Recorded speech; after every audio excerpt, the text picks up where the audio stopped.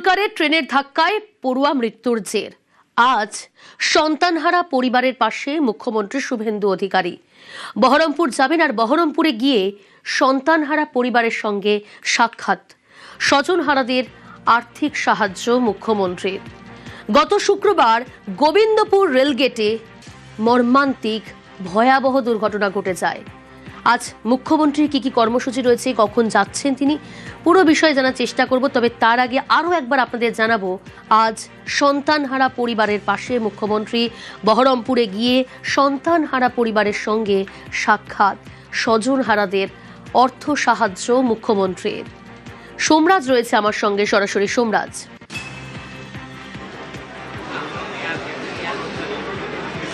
হ্যাঁ দেখো, গত শুক্রবারের যে মর্মান্তিক দুর্ঘটনা, যে দুর্ঘটনায় 4 জন শিশুর মৃত্যু হয়েছে এবং একজন বৃদ্ধর মৃত্যু হয়েছিল, সেই ঘটনায় আজ নিহতদের পরিবারের পাশে দাঁড়াতে মুখ্যমন্ত্রী শুভেন্দু অধিকারী আর কিছুক্ষণের মধ্যেই এসে পৌঁছাবেন মুর্শিদাবাদের বহরমপুরের গোবিন্দপুর গ্রামে। ইতিমধ্যেই গোবিন্দপুর গ্রামে প্রস্তুতি নেওয়া হয়েছে। মুখ্যমন্ত্রী শুভেন্দু অধিকারী তিনিও রওনা দিয়েছেন মুর্শিদাবাদের উদ্দেশ্যে। গত শুক্রবারের যে মর্মান্তিক দুর্ঘটনা ঘটেছিল, পুলকারে চেপে যাচ্ছিলেন কয়েকজন স্কুল পড়ুয়া এবং সেখানেই রেল ক্রসিংয়ে যে দুর্ঘটনা ঘটেছিল এবং তুমি দেখেছিলে ঘটনা ঘটার পরপরই মুখ্যমন্ত্রী শুভেন্দু অধিকারী কড়া বার্তা দিয়েছিলেন যে যারা দোষী তাদেরকে কোনোভাবেই ছাড়া হবে না। এবং সেই মোতাবেক আমরা দেখেছিলাম যিনি রেল গেটের দায়িত্বে ছিলেন তাকে গ্রেপ্তার করা হয়েছিল এবং শুধু তাই নয়, রেলকেও তদন্ত করার কথা বলা হয়েছিল রাজ্য সরকারের তরফে। রেলও গোটা ঘটনা তদন্ত ইতিমধ্যেই করছে এবং তদন্তে বেশ কিছু তথ্য এখনো পর্যন্ত উঠে এসেছে রেলে। সেদিক থেকে আজ মুখ্যমন্ত্রী শুভেন্দু অধিকারী আসছেন এই গোবিন্দপুর গ্রামে, যেখানে যারা নিহতদের পরিবারের পাশে মুখ্যমন্ত্রী শুভেন্দু অধিকারী দাঁড়াবেন এবং তাদেরকে আর্থিক সহায়তা তুলে দেবেন। পাশাপাশি মনে করা হচ্ছে এই মঞ্চ থেকে মুখ্যমন্ত্রী শুভেন্দু অধিকারী রেল নিয়ে কিছু বার্তা দিতে পারেন, বিশেষ করে যেখানে এখনো পর্যন্ত দেখা যাচ্ছে কোথাও কোথাও গাফিলতি রয়েছে নাকি রেলের, সেই গাফিলতি চিহ্নিত করে যাতে রেল ব্যবস্থা নেয় তা নিয়ে মুখ্যমন্ত্রী শুভেন্দু অধিকারী আজ বার্তা দিতে পারেন বলেই এই মঞ্চ থেকে বলেই মনে করা হচ্ছে। ইতিমধ্যেই গোবিন্দপুর গ্রামেও চূড়ান্ত প্রস্তুতি নেওয়া হয়েছে এবং যেখানে মূল অনুষ্ঠান হবে সেই সংলগ্ন এলাকাতেই যে শিশুরা মারা গিয়েছিলেন তাদের বাড়ি রয়েছে এবং সেই বাড়িতেও মুখ্যমন্ত্রী শুভেন্দু অধিকারী যেতে পারেন বলেই প্রস্তুতি নেওয়া হচ্ছে। ফলত সব মিলিয়ে গোটা গ্রাম এখন এসে পৌঁছেছে এই মূল মঞ্চের অনুষ্ঠানে এবং এখানে মুখ্যমন্ত্রী শুভেন্দু অধিকারী আর কিছুক্ষণের মধ্যেই এসে পৌঁছাবেন। ওকে,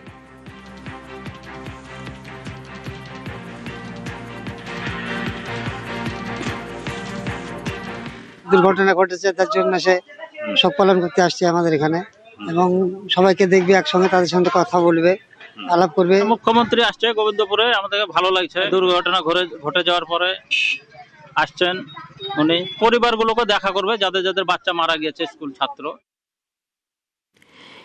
এবার আপনাদের দেখাবো যে গত শুক্রবার বহরমপুরের যে গোবিন্দপুর রেলগেট, সেখানে যে ভয়াবহ দুর্ঘটনা ঘটেছিল, ঠিক কি হয়েছিল দেখুন আপনারা। গত শুক্রবার এই ভয়াবহ দুর্ঘটনা বহরমপুরের গোবিন্দপুর রেলগেটে।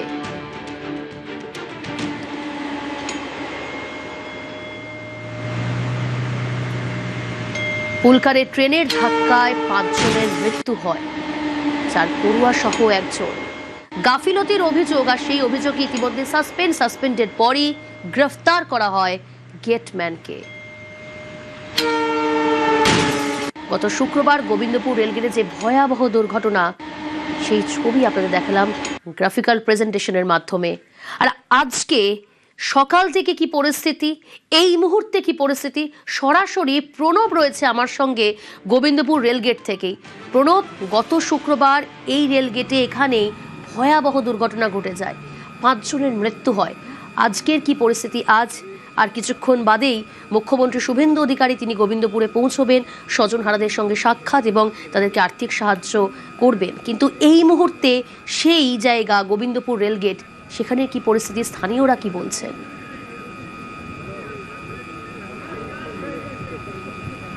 দেখো, এই অভিশপ্ত রেলগেটের এই গোবিন্দপুর স্টেশনের যে রেলগেট রয়েছে সেই রেলগেটের পাশ দিয়েই কিন্তু আর কিছুক্ষণের মধ্যেই রাজ্যের মুখ্যমন্ত্রী শুভেন্দু অধিকারী যা আসবেন, এবং যে এই রেলগেট সেই জায়গাটা তিনি নিজে সরেজমিনে নেমে দেখবেন বলে কিন্তু জানা গেছে। ইতিমধ্যেই কিন্তু প্রশাসনের কর্তা ব্যক্তিরা রয়েছেন, রেলের আধিকারিকরাও কয়েকজন এসেছেন, তাদের সঙ্গে তিনি কথা বলবেন, কী পরিস্থিতিতে দুর্ঘটনাটি ঘটেছিল সেটা কিন্তু জানার চেষ্টা করবেন। গত শুক্রবার সকালবেলাতে পুরুকার যে গাড়ি, সেই গাড়ি এই যে গোবিন্দপুর রেলগেট, সেই রেলগেট যখন ফেলা ছিল, তারপর যখন আপ ট্রেন চলে যায়, তারপর রেলগেট উঠে যায়, এবং তারপর যখন ফুলকার গাড়িটি ঢুকে পড়ে আবার রেলগেট তোমার পড়ে যায়, তার ফলে গাড়িটি বেরোতে পারেনি। তখন ডাউন ট্রেনের ধাক্কাতে ঘটনাস্থলেই 2 শিশুসহ একজন গ্রামবাসী এবং পরবর্তীকালে মুর্শিদাবাদ মেডিকেল কলেজে গিয়ে আরও 2 জন স্কুল ছাত্রী মারা যায়, এবং মোট মৃতের সংখ্যা গিয়ে দাঁড়ায় 5 জন। এবং এই ঘটনা নিয়ে এবং আরও কয়েকজন তোমার এখনও পর্যন্ত মুর্শিদাবাদ মেডিকেল কলেজে ভর্তি রয়েছে। এবং এই ঘটনার পরিপ্রেক্ষিতেই এই জায়গায় কার দোষ, সেই রেল গেটম্যানকে ইতিমধ্যেই যে গেটম্যান ছিল তাকে কিন্তু গ্রেপ্তার করা হয়েছে, এবং তার জন্য স্টেশন মাস্টারের কোনো গাফিলতি রয়েছে কিনা তারা রেল দপ্তর থেকেই ইতিমধ্যেই একটি কমিটি তৈরি করে সেই তদন্ত করছে। এবং সেই কারণে তিনি এখানকার মানুষ যারা স্থানীয় বাসিন্দা রয়েছেন তাদের সঙ্গে কথা বলবেন, এবং গেটম্যান এই ধরনের ব্যবহার করেন কিনা, গেটম্যানের কোনো ত্রুটি রয়েছে কিনা সেই কারণে কিন্তু সেগুলো জানার চেষ্টা করবেন। এবং সেই কারণে গ্রামবাসীরাও দাঁড়িয়ে রয়েছেন এবং প্রশাসনের কর্তা ব্যক্তিরাও রয়েছেন। আর কিছুক্ষণের মধ্যেই মুখ্যমন্ত্রী কিন্তু এই রাস্তার ওপর দিয়েই তিনি যারা যে ছাত্রছাত্রীরা মারা গেছে তাদের বাড়ির সামনে যে অনুষ্ঠান হচ্ছে সেখানে পৌঁছাবেন। তার আগে তিনি যে জায়গায় ঘটনা ঘটেছিল সেখানে নেমে কিন্তু মানুষজনের সঙ্গে কথা বলার কথা, এবং তার জন্য কিন্তু প্রশাসন যথেষ্টভাবে তৈরি রয়েছে। সেই কারণেই কিন্তু গ্রামবাসীদেরও কয়েকজন দাঁড়িয়ে রয়েছেন যে এই গেটম্যান যে প্রায় এই ধরনের ঘটনা ঘটাতেন এবং বড়সড় দুর্ঘটনায় এর আগেও ঘটে যাওয়ার সম্ভাবনা ছিল, সেই সমস্ত কথা কিন্তু জানাবেন। এবং গ্রামবাসীরা চাইছেন যারা দোষী এই ঘটনার পেছনে তাদের যেন উপযুক্ত শাস্তি হোক, এবং এই ধরনের দুর্ঘটনা যাতে আর কোনোদিন কখনো না ঘটে। নজর থাকুক প্রণব।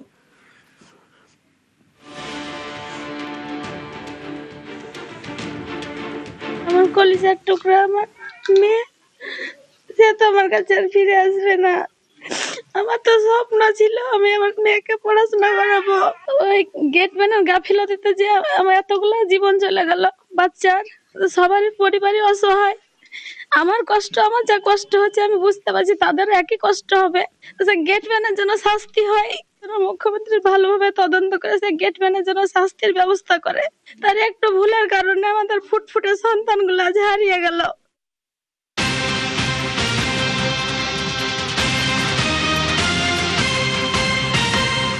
যেমনটা বলছিলাম আপনাদের, এই ধরনের দুর্ঘটনা পুনরাবৃত্তি রুখতে এবার রেলের পদক্ষেপ। মুর্শিদাবাদের দুর্ঘটনায় তৎপর রেল। এই ধরনের দুর্ঘটনা যাতে আর কখনো কোথাও না ঘটে, আর তার জন্য এবার রেলের তরফ থেকে পদক্ষেপ নেওয়া হচ্ছে। কি পদক্ষেপ নেওয়া হচ্ছে বিস্তারিত জানবো, সরাসরি আবির রয়েছে আমার সঙ্গে। আবির, দেখো, দুটো বিষয় রয়েছে এর মধ্যে। প্রথমত হচ্ছে যে একাধিক জায়গাতে তাদের যে লিমিটেড হাইট সাবওয়ে তৈরি করতে হবে, আর দ্বিতীয়ত যে সমস্ত নন ইন্টারলক গেট রয়েছে সেগুলোকে ইন্টারলক করতে হবে। পূর্ব রেলের সূত্রে যেটা খবর, যে তারা দীর্ঘদিন ধরে একাধিক জায়গাকে তারা চিহ্নিত করেছিল তারা সাবওয়ে তৈরি করার জন্য, এবং যদি সাবওয়ে তৈরি করা যেত তাহলে লেভেল ক্রসিং গুলোকে সম্পূর্ণভাবে বন্ধ করতে পারা যায়। কিন্তু নানা কারণে জমি জটিলতা, জমি না পাওয়া, বহু জায়গাতে রেল নিজে জমি দিয়েছে কিন্তু সেখানে কাজ করতে গেলে যে ট্রাফিকের যে অনুমতি তা না পাওয়া, যে কারণে তাদেরকে বিস্তর সমস্যার সম্মুখীন হতে হয়। ফলে সে অর্থে দাঁড়িয়ে তাদের বক্তব্য ছিল যে রাজ্য সরকারের কাছ থেকে পূর্ণ সহযোগিতা চাই, যে রাজ্য সরকার তাদেরকে এই জমি সংক্রান্ত অসুবিধা দূর করবে, এবং একই সঙ্গে হচ্ছে ওই সমস্ত জায়গাগুলিতে লিমিটেড হাইট সাবওয়ে তৈরি করার জন্য যে ট্রাফিক ডাইভার্সনের যে অনুমতি, সেই অনুমতি তাদেরকে দেওয়া হবে যাতে তারা কাজ করতে পারে। তো পূর্ব রেল সূত্রের খবর, রাজ্য সরকারের সঙ্গে তাদের বৈঠকে এই বিষয়ে সিদ্ধান্ত হয়েছে, এবং রাজ্যের কাছে প্রয়োজনীয় যে সমস্ত সাবওয়েগুলো তৈরি করতে হবে সেই জায়গাগুলোতে কাজ করার জন্য অনুমতি তারা ইতিমধ্যেই পেয়ে গিয়েছেন। দ্বিতীয়ত হচ্ছে যে পূর্ব রেলের নিয়ন্ত্রণে হাওড়া, শিয়ালদা, আসানসোল, মালদার মতো 4টে ডিভিশন রয়েছে।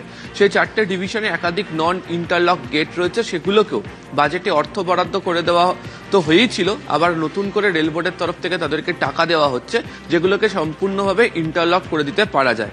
একটা পরিসংখ্যান পাওয়া যাচ্ছে যে শিয়ালদা বিভাগের ক্ষেত্রে 11টা, হাওড়ার ক্ষেত্রে হচ্ছে 34টা, আসানসোলের ক্ষেত্রে হচ্ছে সংখ্যাটা 34টা এবং মালদার ক্ষেত্রে সংখ্যাটা হচ্ছে 20টা। মোট 906টা গেট রয়েছে, তার মধ্যে 807টাতে ইন্টারলক রয়েছে, যে বাকি 99টার যে কাজ তাও আগামী 7 মাসের মধ্যে শেষ করতে চায় হচ্ছে রেল। সেই বিষয় নিয়ে তাদের যে আলোচনা তা ইতিমধ্যে হয়ে গিয়েছে। আর তোমাকে শুরুতেই যেটা বলছিলাম যে সাবওয়ে করলে সম্পূর্ণভাবে ঝুঁকি একদম এড়িয়ে যেতে পারা যাবে, কোনো ধরনের কোনো অসুবিধা হবে না। এই সাবওয়েগুলো করার ক্ষেত্রে যেটা জানানো হচ্ছে যে 579খানার কাজ ইতিমধ্যে হয়ে গিয়েছে। এখনো পর্যন্ত প্রায় আরো 100 কাছাকাছি তারা কাজ করবে এবং তার মধ্যে অধিকাংশ জায়গার জন্য রাজ্য সরকারের তরফ থেকে তাদের যে জমি ইতিমধ্যেই তাদেরকে দিয়ে দেওয়া হচ্ছে বলে সহযোগিতার আশ্বাস ইতিমধ্যেই দিয়ে দেওয়া হয়েছে। ওকে আবির।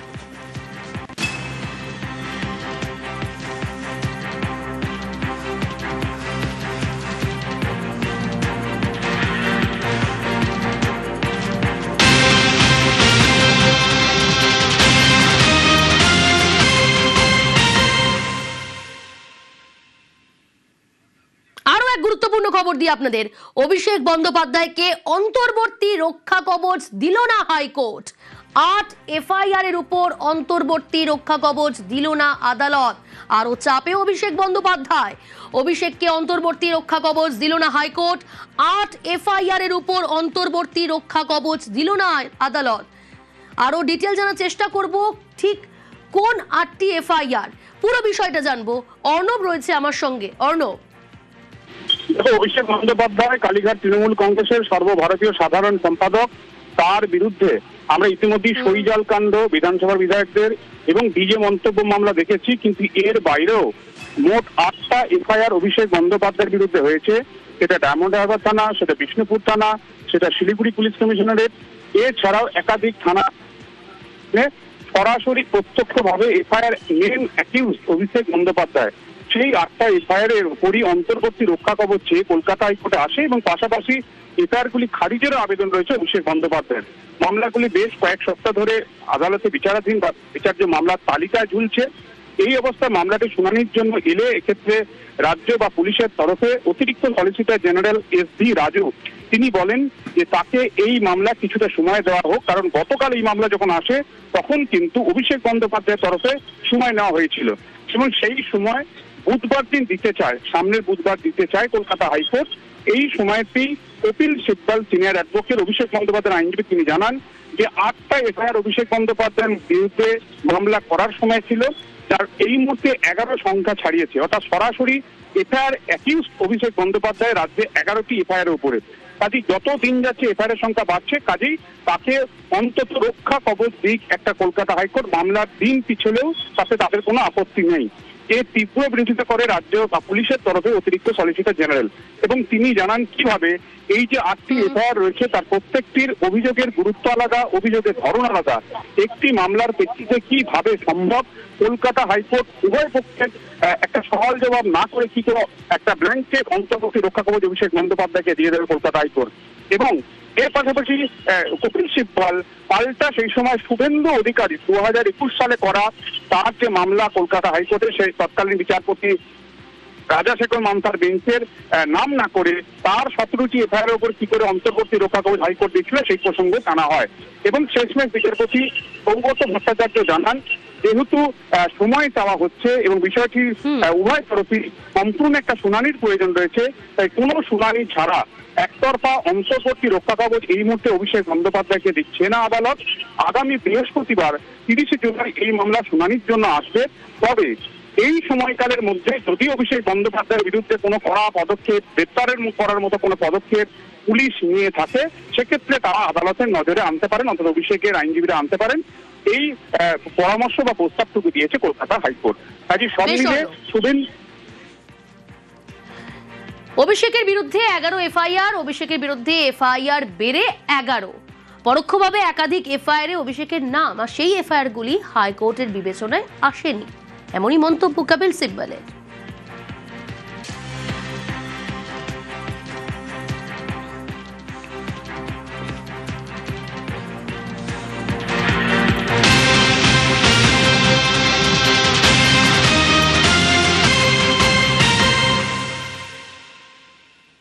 দিল্লির দিকে নজর রাখতেই হচ্ছে। আজও সংসদে নিট বিতর্কের আজ।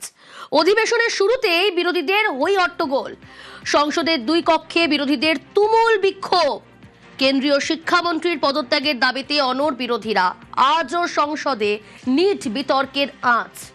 অধিবেশনের শুরুতেই বিরোধীদের হট্টগোল। সংসদের দুই কক্ষেই বিরোধীদের তুমুল বিক্ষোভ। বেশ কিছু দাবি, মূলত 3 দাবিতে অনড় বিরোধীরা। কেন্দ্রীয় শিক্ষামন্ত্রীর পদত্যাগের দাবিতে অনড় বিরোধীরা। महत्वपूर्ण समय होता है, जवाबदेह का होता है। मैंने कल भी प्रयास किया, अब भी प्रयास कर रहा हूं कि सदन हर मुद्दे पर चर्चा करने को तैयार है। आप प्रश्नकाल के बाद आइए, नियमों के तहत मैं इस विषय पर चर्चा करने की अनुमति दूंगा। सदन की कार्रवाई आज 12 बजे तक के लिए स्थगित की जाती है। बच्चों के साथ कोई राजनीति नहीं। बच्चे किसी भी दल के नहीं होते, बच्चे भारत के होते हैं। हिंदुस्तान के हमारे बच्चे हैं। हमारे घरों में भी बच्चे हैं। हमारे बच्चों ने भी नीट दी है। बच्चों के साथ कभी अन्याय नहीं होगा, यही प्रधानमंत्री जी ने कहा है। चर्चा करिए और निराकरण निकालिए। धन्यवाद। सर इंग्लिश में। बच्चे कुछ कह रहे हैं, पहले उनकी बात सुने। उनकी मांगे क्या है? स्पष्ट मांगे हैं। धर्मेंद्र प्रधान रिजाइन करे, जिन्होंने इनको मारा है, पीटा है, उन पे कार्रवाई हो। तीसरी इनकी डिमांड, जितनी भी डिमांड है इनको पहले आप फुलफिल करो ना, इतना मुश्किल नहीं है। सिस्टम में भरोसा टूट गया है, बच्चों का, स्टूडेंट्स का भरोसा टूट गया है। तो सिस्टम द्वारा अगर आप कोई सोल्यूशन देंगे तो बच्चा उसको एक्सेप्ट नहीं करेगा। अगर उन्हें सोल्यूशन देना है, वो बच्चों की बात सुने, जो बच्चों की मांगे हैं उनको पहले पूरी करें, तभी सोल्यूशन निकलेगा। जब भरोसा है ही नहीं तो आप कह रहे हो कि वही सिस्टम जांच करेगा। অর্থাৎ আজও সংসদের নিট বিতর্কের আজ। একে একে বক্তব্য শোনাছিলাম আপনাদের। সম্বিত পাত্র, প্রিয়াঙ্কা গান্ধী, তাদের প্রতিক্রিয়া শোনাচ্ছিলাম। কিন্তু অধিবেশনের শুরু থেকেই ঠিক কি ছবি উঠে এলো, কি পরিস্থিতি তৈরি হয়েছিল এবং তার বাইরেও এই নিট বিতর্কের আজ ছবি দেখাচ্ছি আপনাদের। পুরো বিষয়টা জানাবে মৈত্রেয়ী রয়েছে নয়াদিল্লি থেকে সরাসরি। মৈত্রেয়ী, দেখো, আজকে লোকসভা এবং রাজ্যসভায় অধিবেশন শুরুর সঙ্গে সঙ্গে বিরোধীদের তরফ থেকে তুমুল বিক্ষোভ শুরু করা হয়। লোকসভায় বিরোধী এবং শাসক দল দুপক্ষই ওয়েলে নেমে বিক্ষোভ দেখাতে থাকেন এবং পরিস্থিতি এতটাই উত্তপ্ত হয়ে যায় যে স্পিকার ওম বিড়লা তিনি অধিবেশনের মুলতবি ঘোষণা করেন। অন্যদিকে রাজ্যসভায় সংসদীয় বিষয়ক মন্ত্রী কিরেন রিজিজু তিনি উঠে বলেন যে সরকার প্রস্তুত রয়েছে আলোচনার জন্য, কিন্তু বিরোধীরা শর্ত সাপেক্ষে আলোচনা চাইছেন। এই শর্ত দিয়ে কোনো আলোচনা করতে সরকার রাজি নয়। তারা আবারও তিনি অনুরোধ করেন বিরোধীদের কাছে যে যাতে বিরোধীরা রাজি হয়ে যান আলোচনার জন্য এবং নিজের মতো একটি বিষয় সেটির রাজনীতিকরণ করা উচিত নয়। যদিও মল্লিকার্জুন খাড়গে, যিনি রাজ্যসভার বিরোধী দলনেতা, তিনি উঠে দাঁড়িয়ে তিনি স্পষ্টতই জানিয়ে দেন বিরোধীদের অবস্থান যে আগে ধর্মেন্দ্র প্রধান কেন্দ্রীয় শিক্ষামন্ত্রী তাকে পদত্যাগ করতে হবে এবং তারপরে আলোচনা। তারা বলছেন যে আলোচনা প্রয়োজন রয়েছে, অবশ্যই তারা আলোচনার জন্য প্রস্তুত রয়েছেন, কিন্তু কেন্দ্রীয় শিক্ষামন্ত্রী ধর্মেন্দ্র প্রধানকেও পদত্যাগ করতে হবে, তারপরেই শুরু হবে আলোচনা। এই ডেডলক সিচুয়েশনের মধ্যেই ফের হইহট্টগোল শুরু হয় এবং রাজ্যসভাও বেলা 12টার পর্যন্ত মুলতবি হয়ে গিয়েছে। অনিন্দিতা। ওকে মৈত্রেয়ী, আমি প্রিয়াঙ্কা রয়েছে তোমার সঙ্গে, সঙ্গে থাকো।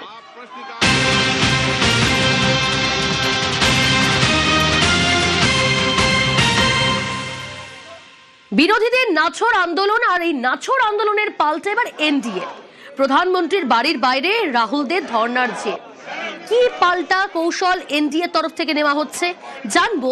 মৈত্রেয়ী রয়েছে আমার সঙ্গে। মৈত্রেয়ী, বিরোধীদের যে নাছোড় আন্দোলন, সেই আন্দোলনের পাল্টা কি কৌশল এবার এনডিএ? এনডিএর তরফ থেকে বিষয়টি খুব স্পষ্ট করে দেওয়া হয়েছে। এনডিএর এখন যে স্ট্র্যাটেজি নিয়েছে এনডিএ, আজকেও কিন্তু সেই স্ট্র্যাটেজির কিছুটা প্রতিফলন যায়। যখন বিরোধীদের তরফ থেকে বিক্ষোভ দেখানো হচ্ছে একেবারে মকদ্দারের সামনে, সেই সময় এনডিএ সাংসদরা তারা বেরিয়ে আসেন এবং তারাও দাঁড়িয়ে তারাও বিক্ষোভ দেখাতে থাকেন। তাদের বক্তব্য কি যে নিট নিয়ে আলোচনা করা হোক এবং কংগ্রেস বিনা কারণে এই গোটা বিষয়টিকে রাজনীতিকরণ করছে এবং নিজের মতো বিষয়ে রাজনীতি রাজনীতিকরণ করা উচিত নয়, এই বক্তব্য কিন্তু এই মুহূর্তে এনডিএর, এবং এনডিএর বক্তব্য খুব স্পষ্ট, তারা আলোচনা চান এবং তারা এটাও বলছেন যে কংগ্রেস সহ অন্যান্য বিরোধীরা যে ইস্যুটি রয়েছে সেই ইস্যুর রাজনীতিকরণ অযথা করে তারা তার অ্যাকচুয়ালি তার ফল বা তার ফায়দা উঠাতে চাইছেন, এবং সেখানে তারা পড়ুয়াদের ভবিষ্যতের ব্যাপারে তারা আদৌ তারা চিন্তিত নন, এবং সেই কারণে বারবার করে তারা গোলপোস্ট বদল করছেন এবং বারবার করে তাদের আন্দোলনে নতুন নতুন দাবি যুক্ত করছেন। অভিযোগ এবং পাল্টা অভিযোগ এই মুহূর্তে চলছে, এবং এনডিএর তরফ থেকে এই মুহূর্তে পাল্টা জাপ দেওয়ার প্রক্রিয়াও কিন্তু শুরু হয়ে গেল বিরোধীদের দিকে। ওকে মৈত্রী, বিরোধীদের নাছোড় আন্দোলনের পাল্টা এনডিএ, প্রধানমন্ত্রীর বাড়ির বাইরে রাহুলদের ধর্নার জের, নিন্দা জানিয়ে সংসদে ধর্না বিজেপি সহ শরিক দলের এমপিরা। ইন্ডি জোটের আন্দোলনের মধ্যেই স্লোগান, পাল্টা স্লোগান।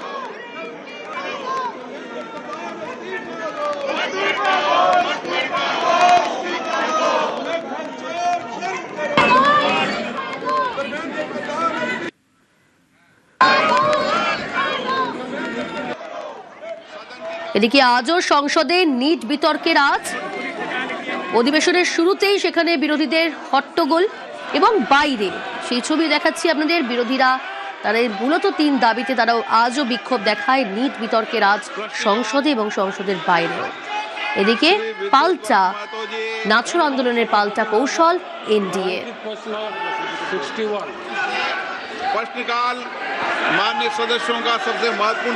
আর এসবের মাঝেই যন্তর মন্তরে ককরোচ জমায়েতে বার্তা নরেন্দ্র মোদীর, যুব সমাজের কল্যাণের চেয়ে গুরুত্বপূর্ণ আর কিছুই নয়।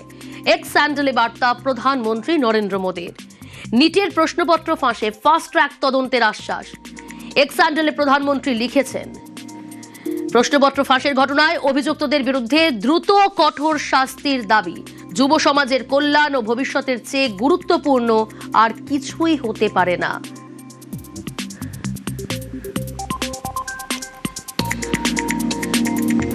প্রশ্নপত্র ফাঁসের ঘটনায় অভিযুক্তদের বিরুদ্ধে দ্রুত কঠোর শাস্তি নিশ্চিত করতে আমরা ফাস্ট ট্র্যাক আদালত গঠনের সিদ্ধান্ত নিয়েছি। এ বিষয়ে প্রয়োজনীয় পদক্ষেপ নেওয়া হবে। এটি পড়ুয়াদের স্বার্থ সুরক্ষায় আমাদের ধারাবাহিক উদ্যোগেরই অংশ।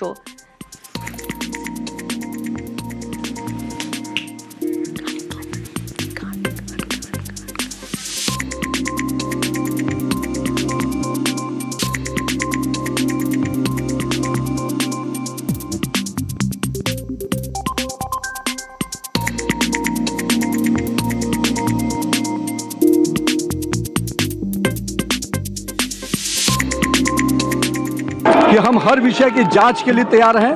फास्ट ट्रैक कोर्ट लाएंगे ताकि जो लोग भी इसके अपराधी हैं, जो लोग भी दोषी हैं, उनको कार्रवाई हो, और हम ये सुनिश्चित करेंगे कि हम किसी भी दोषी को बख्शा नहीं जाए। और नरेंद्र मोदी जी जब संकल्प लेते हैं तो देश की जानता है, दुनिया जानती है कि नरेंद्र मोदी का संकल्प का मतलब होता है उसको सिद्धि तक पहुंचाना।